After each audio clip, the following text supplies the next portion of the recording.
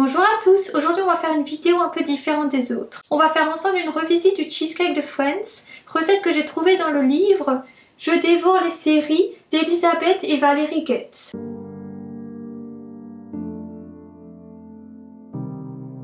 Pour réaliser cette recette pour 6 personnes, il vous faut, pour le fond, 125 g de biscuits spéculoos et 40 g de beurre demi-sel.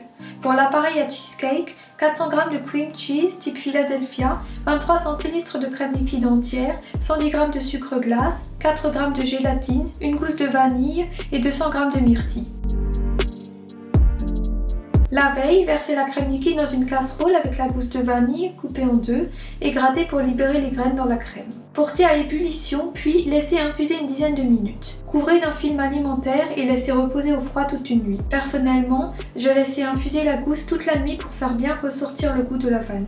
Le lendemain, réduisez en miettes les spéculoos et mélangez-les avec le beurre fondu pour obtenir un mélange homogène.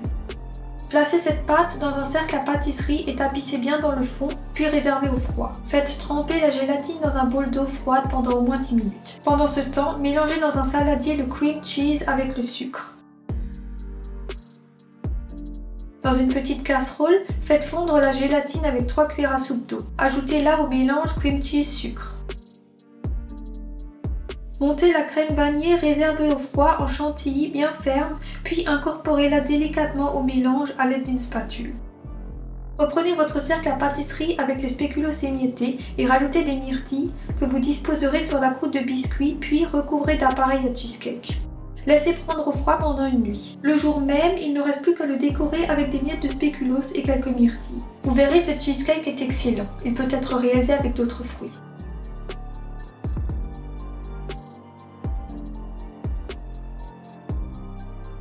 Voilà, c'est la fin de ma vidéo, j'espère qu'elle vous aura plu. N'oubliez pas de vous abonner, de liker et de nous laisser un petit commentaire pour nous dire ce que vous avez pensé de cette recette. Et on se dit à très vite pour une nouvelle vidéo.